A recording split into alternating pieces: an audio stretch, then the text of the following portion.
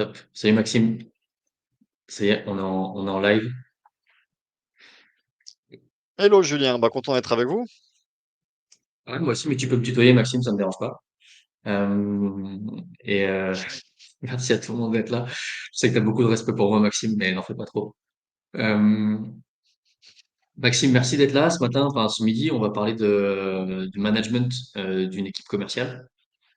Toi, Maxime, tu es BizDev depuis que tu es né. Tu as accompagné plus de 300 équipes commerciales en startup.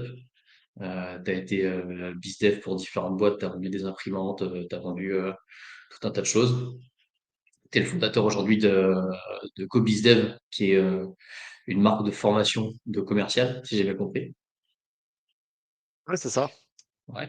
Et bah moi, l'objectif aujourd'hui, si tu veux, c'est que tu nous partages des bonnes pratiques, des bonnes méthodes pour manager une équipe de commerciaux. Alors, en fonction des différents niveaux de seniorité, donc par exemple de l'alternant qui commence le développement commercial à un BizDev senior, j'aimerais qu'on explore un peu toutes ces questions-là.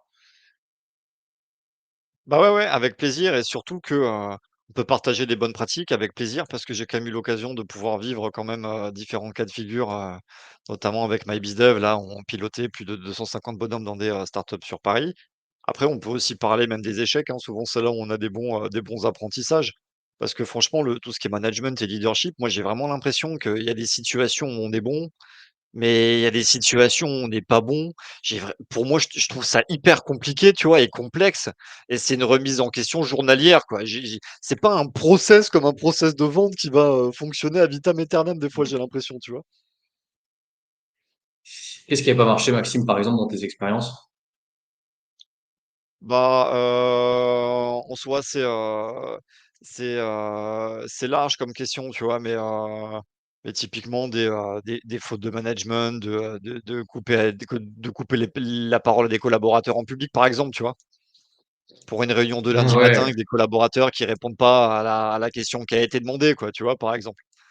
ouais, je vois, mais en termes d'échecs, tu vois, moi, je penserais plutôt à des objectifs pas atteints ou des membres d'équipe qui partent en burn-out, de l'absentéisme dans ton équipe, tu vois, ce genre d'échecs-là. Est-ce que toi, tu as connu ça? Est-ce que tu as connu des équipes qui avaient connu ça? Bah, si tu veux, moi, j'ai vécu une liquidation judiciaire, donc j'ai mis dans le mur une boîte, qui valait 3,5 millions d'euros, donc je pense que j'ai dû faire quand même ta petite liste que tu as dit avant là, tu vois? J'ai dû la faire quoi? De A jusqu'à Z, je pense là, non?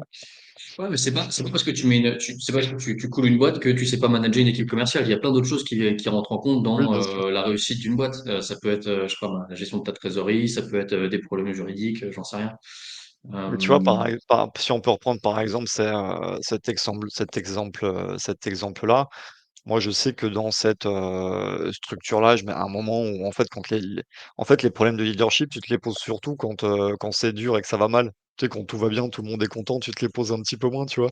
Mais c'est vrai quand c'est c'est le plus clair. dur et que ça va mal, bah, c'est là en fait où tu te remets en question plus et que tu as des discussions à avoir avec les collaborateurs et moi typiquement à cette époque-là, donc avec le covid, on a eu forcément eu une baisse d'activité et c'était la première fois où la société, devait passer d'un modèle où elle a toujours gagné de l'argent parce qu'elle s'est autofinancée en portant de 20 € à un modèle où finalement, bon, bah, on se rend compte que là, pendant, 3-4-5 mois, elle va perdre 30-40-50 000 € par mois, tu vois?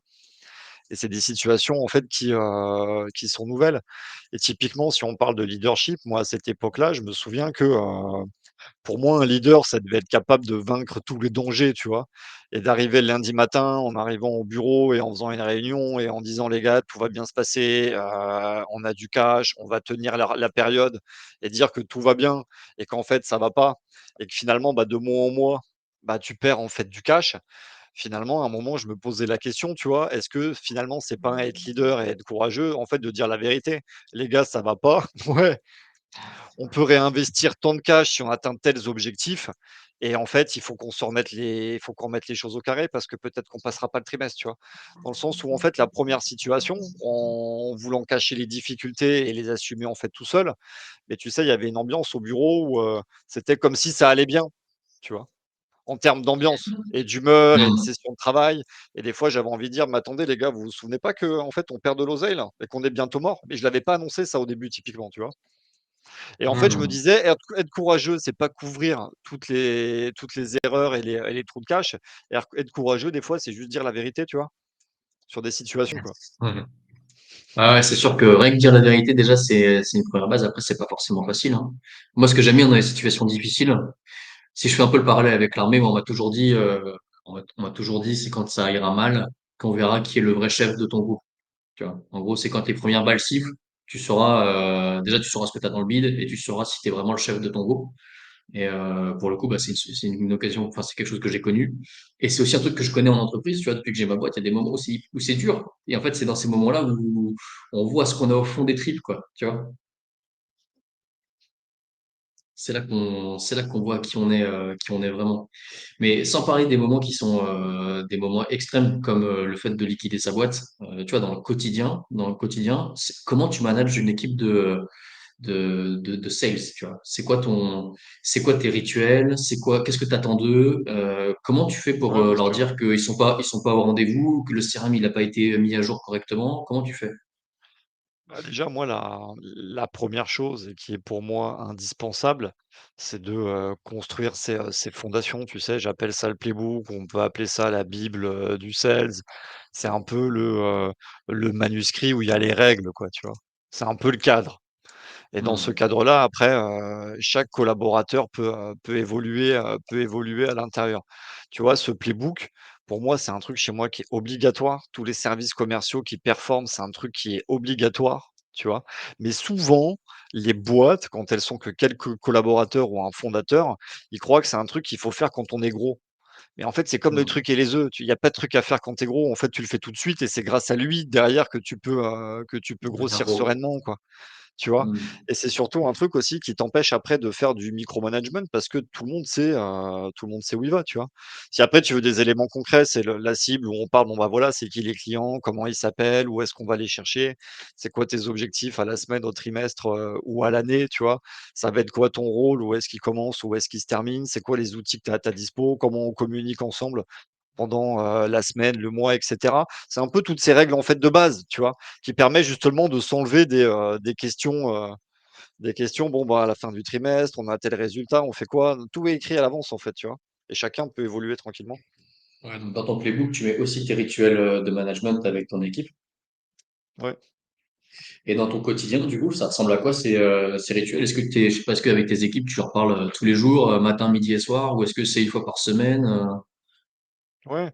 Bah, après tout dépend comment on fonctionne. Je pense pas qu'il y ait une science infuse, mais c'est vrai que, moi j'aime bien lancer, mes semaines avec un wiki et les OKR typiquement, tu vois? OKR, c'est quoi? Pour lancer la semaine, c'est chacun prend mais 5 minutes, pas plus.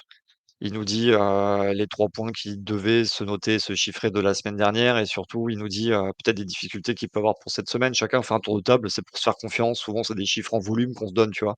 Si c'est des sales, Hmm. ça peut être nombre de nouveaux contacts, nombre de rendez-vous, nombre de closing et surtout c'est quelques minutes de parole où, les opérationnels, les biz dev peuvent faire remonter des problèmes qui peuvent être bloquants pour avancer leur semaine. En même en tant que manager, si on a l'information en début de semaine, bah, on sait qu'on va pouvoir intervenir et quand, quoi, tu vois? Donc ça, c'est à la semaine. Après, moi, je fais pas de rituel quotidien, excepté une disponibilité, dans le Slack et les outils de communication interne et des notifications dans le CRM, tu vois? Hmm. Et ensuite, je fais c'est plus ateliers d'équipe, mais je fais des coachings, ateliers d'équipe avec les BizDev. Ah, des fréquences aléatoires.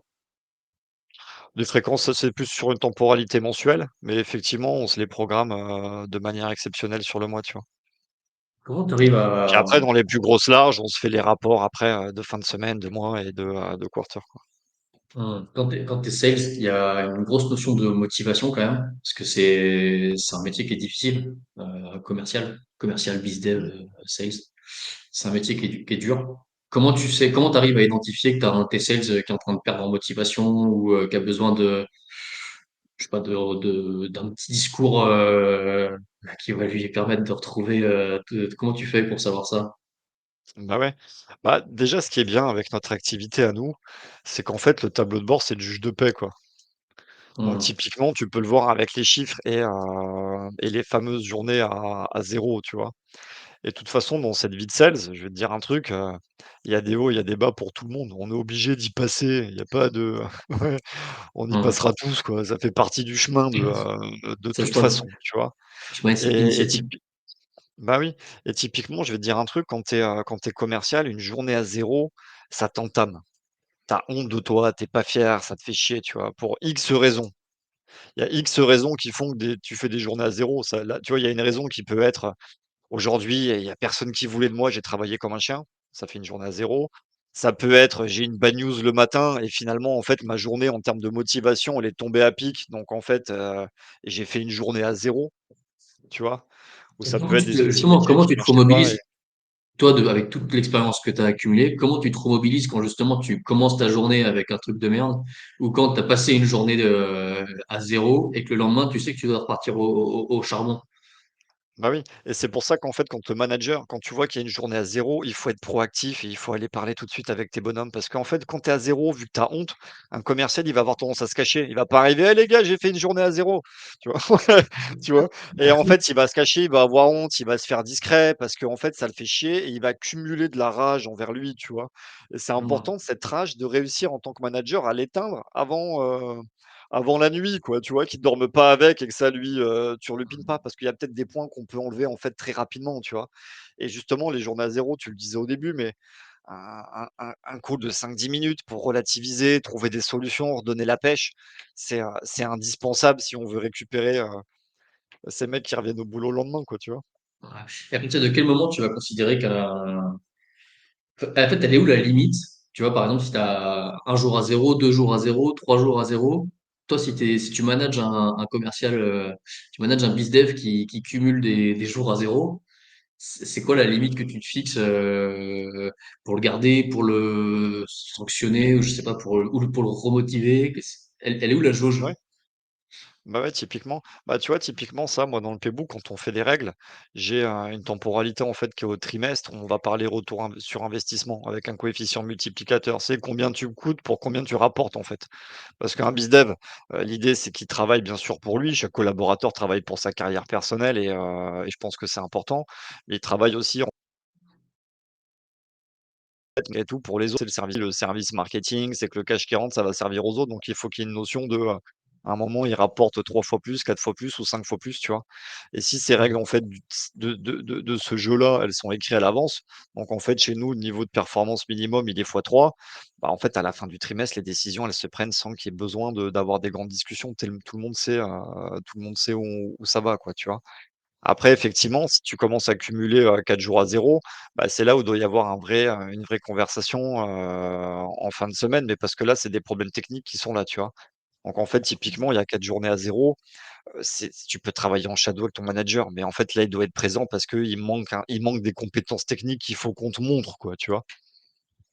Ouais, d'accord. Donc là, c'est plus une question de motivation, c'est vraiment une question de compétence. Et après, si tu veux, moi, j'avais toujours une sorte de, là, je mime le diagramme, tu sais, avec des quadrants, et on peut Hum, regarder cette notion tu vois, de motivation de bas en haut et de performance commerciale de gauche à droite. Et typiquement, si on se place ici, là, en haut à gauche, donc ici, là, c'est: je suis motivé, mais je suis pas performant commercialement. Tu vois, typiquement, ça peut être le cas d'un alternant, d'un junior, d'un nouveau hum, collaborateur qui rentre dans la boîte. Donc en fait, tu sais que c'est motivation haute, performance basse. Tu sais que là, ça va être limite. Tu vas devoir avoir un management, pas directif, mais quasi, tu vois? Faire les semaines des gens, les accompagner au maximum. Ils vont avoir besoin de toi rapidement pour être sur les rails, quoi. Ils sont motivés, mais ils sont pas performants. Ça veut dire qu'ils sont coachables et tu peux y aller, quoi, tu vois? Tu as ceux hum. qui sont à droite, c'est un peu on veut tous aller, c'est, tu es performant commercialement, tu fais tes ratios et Et tu es t'es motivé, motivé? tu vois? Donc ça, les gens peuvent se dire: «Bon, bah, c'est bon, ceux-là nickel, on est arrivé où on voulait», mais en fait pas du tout, tu vois? Parce qu'en fait, quand ils sont là, c'est une raison de plus où il faut se dire: «Putain, OK, c'est maintenant où je dois les challenger, où je dois demander du plus, où je dois avoir des nouveaux projets». Parce qu'en fait, dans la case, tu tournes dans le quadrant, quoi, tu vois? Quand tes mecs, ils sont là, il faut que tu ailles les sortir un peu de leur zone de confort et du cadre pour qu'ils y restent. Parce qu'après la carte du bas, c'est: «Je suis performant, mais je suis plus motivé», Hum. tu vois? Et ça, c'est la pire des cases entre guillemets ou la plus dure quand tu es manager, c'est que tu as des mecs dans ton équipe qui ont été très bons à un instant T, donc ils savent faire. Mais bon, il y a un moment, ils sont plus dedans, quoi, tu vois? Et comment tu les remotives, ces gens-là? Comment tu fais? Tu leur mets des nouveaux challenges, tu leur mets des nouveaux objectifs, ou alors c'est un discours, un changement d'organisation, un changement de secteur? Comment tu... Bah, je pense que typiquement, tu vois, c'est là où il faut avoir des conversations qui sont même plus après de l'ordre RH avec eux pour comprendre où ils veulent aller, et ce qu'ils veulent faire en fait, tout simplement, tu vois? Mais après, il y a des choses que l'entreprise peut se permettre ou pas, tu vois? Je veux dire, il y a pas des postes pour tout le monde, et cetera, quoi. Ouais, c'est clair. Enfin, c'est des conversations RH, mais que tu dois avoir avec ton team lead sales ou ton head of sales, non? Bah, oui, et tu sais, dans les organisations quand même, qu'on voit aujourd'hui, il y a quand même beaucoup trop, je trouve, d'évolutions qui sont centrées sur des positions managériales. Donc tu as en fait tes Ouais. sales, après tu es, team leader de sales et après tu es head of, des sales, tu vois? Et en fait, je veux dire, à un moment, il y a peut-être pas tout le monde qui a envie d'être manager. De toute façon, Pas il y a faux. pas non plus assez de place de manager. Et que en fait, le management, tu sais, je te casse le truc, mais en fait, c'est pas, en fait, le management, c'est dur et si c'est l'unique voie royale pour évoluer dans sa carrière, mais ça s'annonce compliqué. Alors que dans le métier de bizdev ou dans tous les postes, on peut évoluer sur une courbe de compétences qui reste sur son métier sans en être changé, tu vois? Après, tu es mieux placé que moi pour le savoir, mais le métier de management, c'est dur et tu as plein de mecs qui sont propulsés sur ces jobs-là et en fait, ils savent pas faire, ils ont pas les outils, ils ont rien et finalement leur carrière, elle part au casse-pipe alors qu'ils étaient très bien où ils étaient avant là, tu le meilleur sales de la boîte, tu vois? C'est clair. Et du coup, tu leur proposerais quoi, toi, ces meilleurs sales d'une boîte comme type de progression ou de possibilité? Qu'est-ce qu'on pourrait leur proposer autre que de passer team lead? Ah ouais, bah, typiquement, tu sais, moi j'avais un diagramme d'évolution. Au début, en fait, tu es junior, donc ton rôle, c'est de produire, faire des calls, des rendez-vous et des closings, tu vois? Le rôle du dessus, c'était, manager. Donc en fait, manager, tu sais, il y a une notion déjà, tu sais, on appelait ça chef de secteur quand moi j'étais commercial. C'est manager de toi-même, pas forcément d'une équipe. Donc tu arrives à te, faire un cadre, tu sais organiser ton agenda, tu sais piloter ton activité avec un tableau de bord. En gros, tu es capable, en fait, de prendre des décisions en regardant tes chiffres, quoi, tu vois? Et typiquement, c'est là où tu sors du micromanagement parce que tu fais tes semaines, tes stratégies de semaine, tu pilotes tes chiffres et tu prends tes décisions. Donc ça, c'est le niveau 2, donner de la liberté vraiment à vos bonhommes. Le niveau 3, c'est, tu es capable d'implémenter un nouveau process, un nouvel outil, une nouvelle cible de clientèle, quelque chose de nouveau et tu auras du temps dédié à implémenter ce nouveau process. Et puis après, le 4, c'est, tu peux faire de la transmission avec des niveaux de, tu sais, on appelle ça les buddies là, les copains dans les boîtes. Tu as des temps qui sont dédiés pour aller aussi aider les camarades et les autres, tu vois? Hmm. Ok, intéressant. Toi, dans ton expérience, pour toi, t'es sales depuis combien, 15 ans peut-être, Mmh. quelque chose comme ça. Est-ce que tu as le souvenir d'avoir vécu une formation ou un accompagnement particulier qui t'a transformé en tant que sales ou en tant que team lead d'une équipe commerciale? Ouais, ouais, c'est sûr. Bah, en fait, tous tu sais, moi, j'ai eu la chance et souvent je parle de bizdev là sur LinkedIn, j'arrête pas tous les jours à vous raconter mes histoires de vieux sales là. Mais en fait, j'ai eu la chance de bosser que dans des boutiques où j'ai eu des gens qui ont investi sur moi, tu vois? J'ai toujours eu une formation. Chez Xerox, j'ai été formé à la vente. Je suis reparti chez Mars, j'ai été reformé à la vente. Je suis allé chez Companeo, c'était la start-up à la mode à l'époque, quand on était 150 sur Paris, là, sur un plateau de 40 sales. J'ai été reformé encore une nouvelle fois, tu vois? Et des formations de vente à chaque fois et de prospection, tu vois? Et j'ai toujours réappris et surtout, j'ai toujours eu aussi dans ces boîtes-là des managers et cetera, tu vois? Mais j'ai vraiment C'est l'impression déjà. que la formation, des fois, ou le coaching, c'est un peu genre une produit de luxe. Donc en fait, ceux qui ont les moyens en ont accès et que tu as quand même, bah, ceux du bas, ils se retrouvent à lire des articles de blog HubSpot ou des posts LinkedIn pour apprendre à faire des choses, tu vois? Et c'est notamment d'ailleurs pour ça que, bah, j'ai créé mon parcours GoBizDev, c'est rendre accessible la formation à tous sur les métiers du Hmm. bizdev, avec une méthode pédagogique qui est particulière, quoi. Et est-ce qu'on t'a déjà appris à manager une équipe commerciale? Ou est-ce que c'est un truc que tu as fait sur le tas, avec l'expérience? Bah, tu vois, moi je l'ai fait sur, le tas avec l'expérience parce que j'ai pas eu, après j'aurais pu me l'apprendre, hein, du coup cette opportunité. Mais typiquement sur le management, j'ai il y a tellement de progrès à faire, je pense qu'on n'arrive jamais à être bon sur ce truc-là, tu vois? Tu m'aurais demandé tu vois, même quand tu m'as invité pour ce truc de leadership, je t'ai dit: «Mais tu es sûr que je suis la bonne personne, Julien? Tu es sûr que je suis le bon invité?» Tu vois? «Tu es sûr que je suis un si bon manager que ça pour être légitime sur ce live-là?» Parce que c'est pas l'impression que moi j'ai de moi-même tous les jours, tu vois? Ouais, bah, c'est plutôt bon signe, hein. En général, c'est quand on est bon, qu'on a le sentiment que de pas être à la hauteur, hein. Ceux qui se remettent pas en question et qui pensent qu'ils sont les meilleurs partout, en général, c'est les plus mauvais, hein.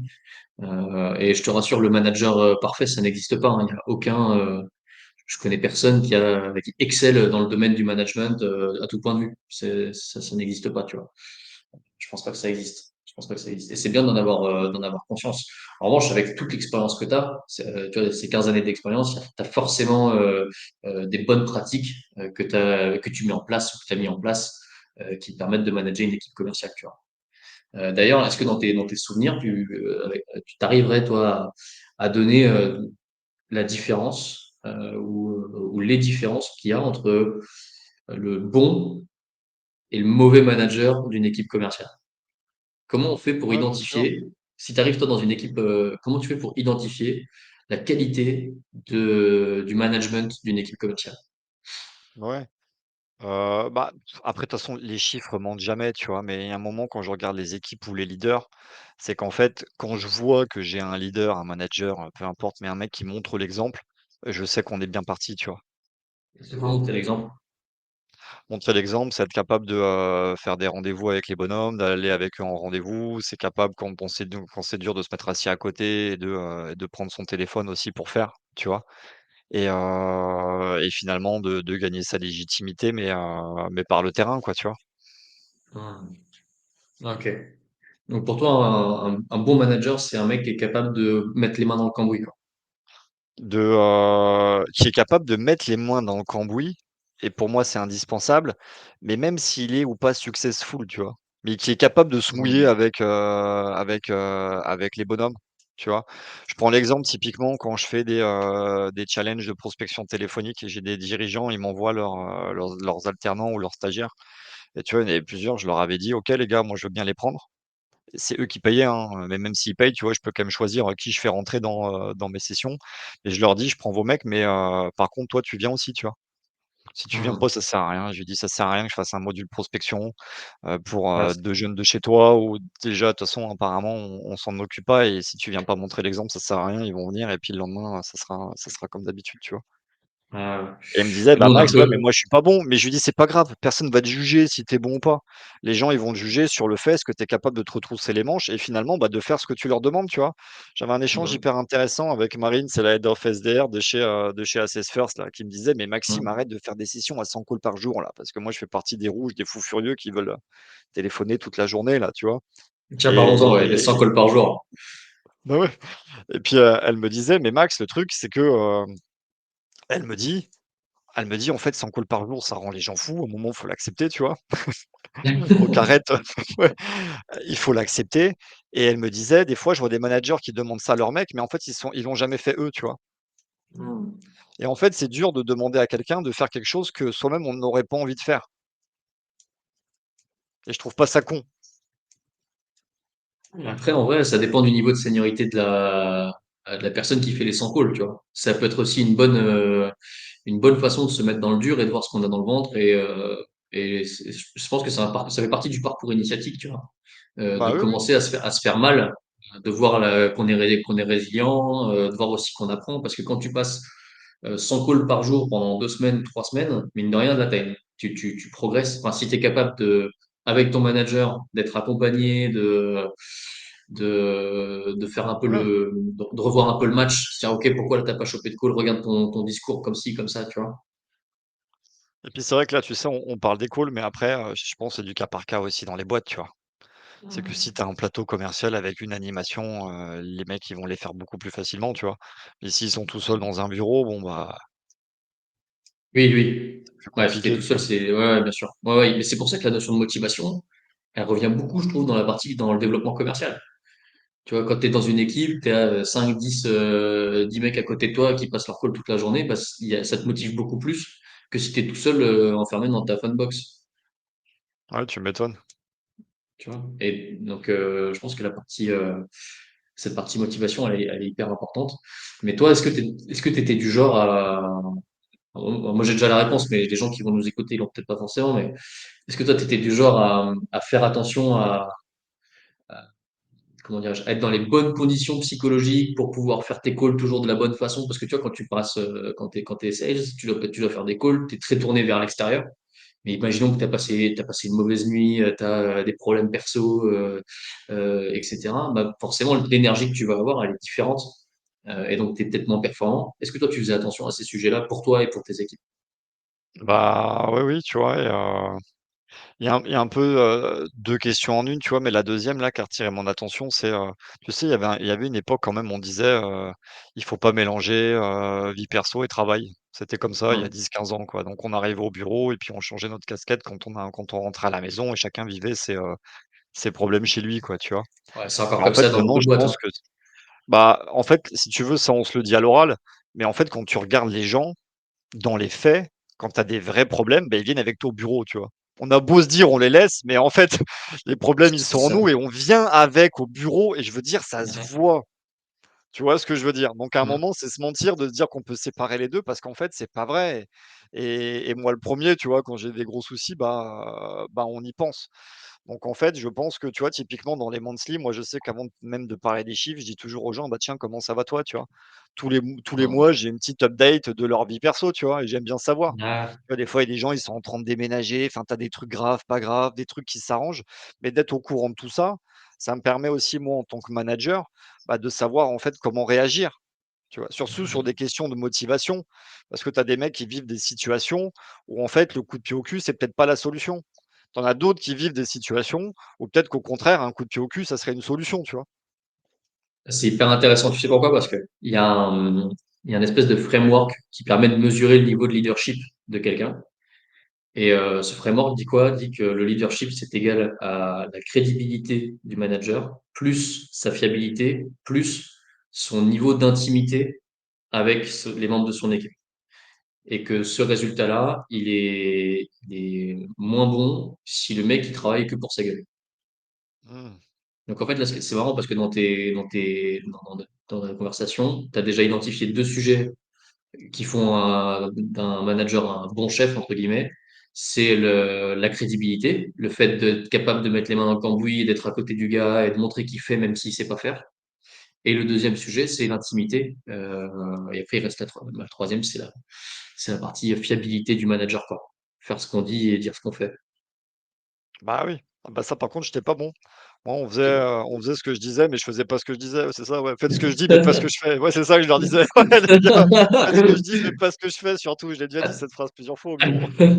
Ouais, c'est déjà pas mal, t'en as déjà 2 sur 3. Ouais. Donc, t'es plutôt un bon leader selon ce framework. Donc, c'est plutôt cool. Maxime, Mais on tout arrive ça, à la fin de ces. c'était parce qu'en vrai, moi, je suis pas un bon commercial. J'ai tous les défauts du CEO vendeur, en fait. Donc je leur dis: «Faites surtout pas comme moi quand vous faites vos rendez-vous» des fois, Attends, tu vois? il nous reste 2 minutes. C'est quoi les défauts les défauts du CEO vendeur? Bah, en fait, si je suis en mode, ren imagine c'est un rendez-vous commercial. Enfin, imagine c'est un rendez-vous commercial où j'arrive en tant que la casquette du fondateur, quoi, tu vois? J'en fais plein, je suis en casquette de bizdev, donc focus à mort. Mais la casquette du fondateur, c'est qu'en fait, tu sors du cadre. Tu sors du cadre de ta déballe, tu racontes des histoires et tu racontes des trucs personnels qui peuvent être engageants pour d'autres, mais en fait, ça sort du cadre commercial, quoi, tu vois? Mmh. Et commercialement parlant, c'est de dire des trucs, mais qui marcheraient pas si d'autres personnes le disent. Une méthode de vente Exact. doit marcher pour tous tes collaborateurs dans la boîte, tu vois? Donc dès que tu Mmh. sors du cadre avec une expérience de CEO ou peut-être que je vais créer du lien avec des mecs parce qu'on a vécu un peu les mêmes scènes, d'autres personnes dans la boîte pourront pas le faire. Donc ils peuvent pas répéter ces histoires-là, tu vois? Exact. Et même ça, quand je sors du cadre en tant que CEO, à chaque fois je me dis: «Putain Max, tu es sûr que tu vas pas vendre?» parce que c'est très mauvais en fait, vu que c'est pas dans la méthode de vente, tu vois? Bien sûr, bien sûr. Bref, Mmh. c'est du détail. Bon, Max, il y a encore plein de choses qu'on pourrait se dire. J'ai pas envie que ça dure trop longtemps. Je te remercie beaucoup pour ces 30 minutes qu'on a passées ensemble. Moi, je retiens que tu as deux points clés sur le leadership. Il faut être proche de ces mecs parce qu'il faut savoir dans quel état d'esprit ils sont quand ils viennent au boulot et être capable d'avoir la bonne réponse à leur état émotionnel, entre guillemets, s'ils vont bien ou s'ils ont des problèmes dans leur vie perso, etc., de manière à les aider à être performants. Et le deuxième sujet, c'est qu'il faut être crédible et que la crédibilité, c'est pas forcément de savoir-faire, mais c'est de montrer qu'on essaye, même si on n'est pas le meilleur dans son domaine. Ouais, ouais, c'est ça Bah, et moi, super. il faut que je bosse la fiabilité de mon côté là. Eh ben, écoute, ça fait plaisir si en 30 minutes, tu as réussi à sortir quelque chose. Voilà, ça c'est un coaching Serenity. Merci Maxime. À bientôt. Merci à vous, à bientôt.